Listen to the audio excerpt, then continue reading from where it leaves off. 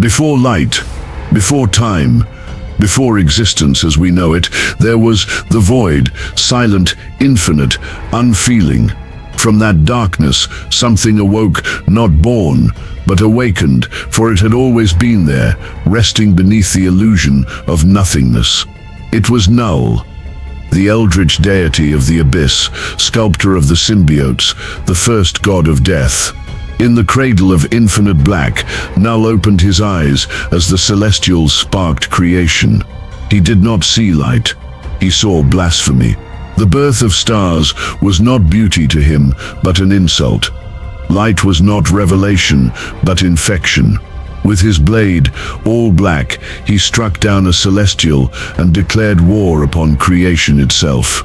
Across eons, he forged legions of darkness from his own essence, symbiotes, tendrils of his will that slithered into galaxies, infecting minds, toppling civilizations, poisoning gods. He was a sculptor of oblivion, undoing the work of the cosmos, one bond at a time. Yet, he was not omniscient.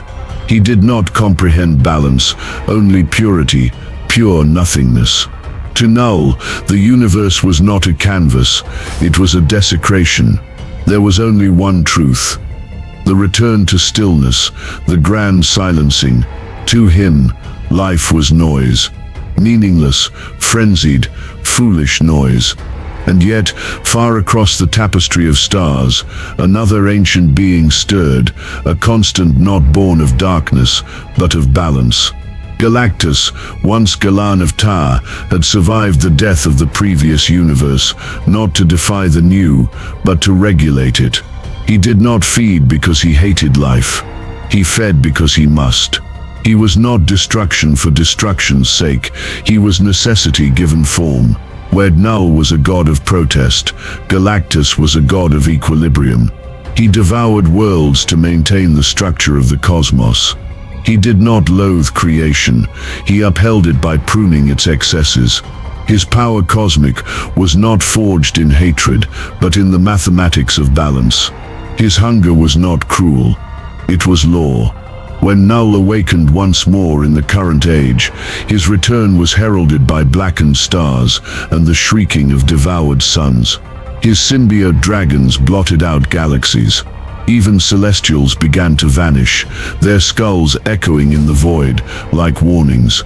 Knull had transcended his prior self, having reclaimed the god swarm, becoming the king in black. But the universe whispered in another direction. It did not plead for mercy. It summoned judgment. Galactus had remained silent during Knull's initial campaigns. He observed from beyond the folds of space, digesting the meaning of Knull's uprising. For all Galactus's power, he understood the nature of existence was not merely a contest of force, but a war of ideologies. He did not act until he saw Knull attempt to suffocate eternity itself. When the living embodiment of the universe began to tremble under the weight of Knull's darkness, Galactus emerged from the folds of hyperspace, not to protect, not to punish, but to correct. Their initial encounter was not marked by combat, but by dialogue. On the edge of the Andromeda void, where starlight bends around entropy, they spoke, two gods whose very presences warped gravity. Knull, draped in his armor of living shadows, towered like a demon cast from the breath of nightmares. Galactus, aglow with the power cosmic, loomed as a colossus, not of flesh, but of elemental balance. "Do you see now, Devourer?"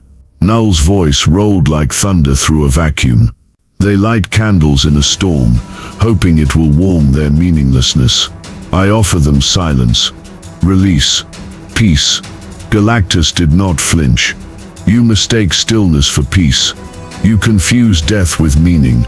You are a child of the void who never grew past it. They cry out for a purpose." Knull hissed, "But their existence is noise. You consume to delay entropy. I become entropy itself. I am the inevitable." "No," Galactus answered, eyes glowing like twin collapsing stars. "You are the scream of a soul that never found harmony. I am not death. I am balance. You destroy to silence meaning. I destroy to preserve it. It was not a conversation. It was a thesis, a cosmic courtroom in which ideologies laid bare their purpose. Knull believed in finality. Galactus believed in rhythm. One saw light as disease, the other as a cycle. Knull would eliminate the song of the universe. Galactus would maintain its tune. And thus the universe held its breath. Two primordial forces, both rightful in their design, now deemed the other incompatible. And so, the stars braced for the war to come, not a war for power alone, but a war for the soul of existence. Light against anti-light, order against pure undoing. Two eternal beings destined to meet in a battle that would either erase the cosmos or reset its harmony. The battlefield was no world, no known plane. It was carved out of interdimensional vacuum, where gravity bowed and matter dissolved. A place beyond eternity's reach, lest the universe itself shatter from the clash. Knull arrived first, riding a storm of writhing dragons birthed from his god flesh. Each was a sentient horror, dripping with the malice of 1,000 devoured civilizations. The void screamed in anticipation. Galactus emerged second, not walking, not flying, but manifesting. His arrival bent the light of 10,000 stars, collapsing quantum walls. He had fed beforehand, on a world of pure energy, 3 suns, and a cosmic well of time itself. He was full. He was ready. And he knew the price. Knull struck first, his all-black necrosword extended through space like a tendril of vengeance. It elongated past the dimensions, cleaving through asteroid fields, slicing moons into shards of obsidian. But Galactus raised his palm and absorbed the kinetic assault with the power cosmic, reversing it with a pulse that shattered Knull's forward dragons into nothingness. Knull followed with a swarm, a legion of symbiote horrors, attempting to consume Galactus's massive form. They slithered across his armor, but the Devourer of Worlds ignited in a blaze of trans-dimensional light, burning them with equations of anti-entropy. His response was not rage, but surgical wrath. Galactus then countered. He summoned beams from his hands, his eyes, his chest, a lattice of raw creation and destruction intertwined. The beams collided with Knull's shield of darkness, but All-Black drank the light, converting it into tendrils of shadow that stabbed at Galactus's midsection. Wounded, the Devourer fell to a knee, splitting a comet with the shockwave. But he rose again, grander. They spoke not again, for dialogue had given way to revelation. Knull's blade finally pierced Galactus's side. With a roar, Knull poured his essence through the opening, attempting to convert Galactus into a hive. But Galactus, even bleeding, laughed. "You think yourself God, because you are singular." Galactus boomed. "But I am not singular. I am cycle. I am hunger, birth, correction, death, rebirth." Galactus activated a failsafe within his own essence, unraveling the wound into a star forge. His wound exploded outward, ejecting Knull's infection and consuming it in a billion-degree plasma surge born of white hole singularity. Wounded but growing, Galactus fed upon the energy of Knull's expelled fragments. He turned his enemy's essence into fuel. Knull, enraged, invoked the Abyssal core. The entire fabric of space behind him collapsed into a gravity well, a dark zone so dense even thoughts could not escape. He threw it at Galactus, a weaponized womb of non-existence. Galactus did not run. He absorbed it.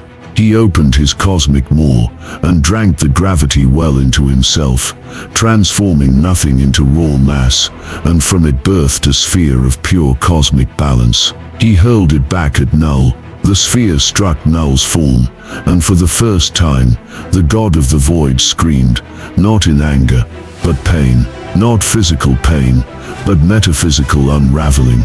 For within the sphere was not just light, but meaning, memory, hope.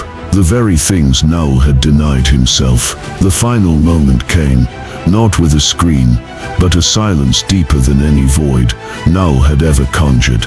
Galactus stepped forth, massive and steady, and placed his hand upon Knull's chest. "You are not inevitable," he said. "You are interruption. I am the meal, and the fast.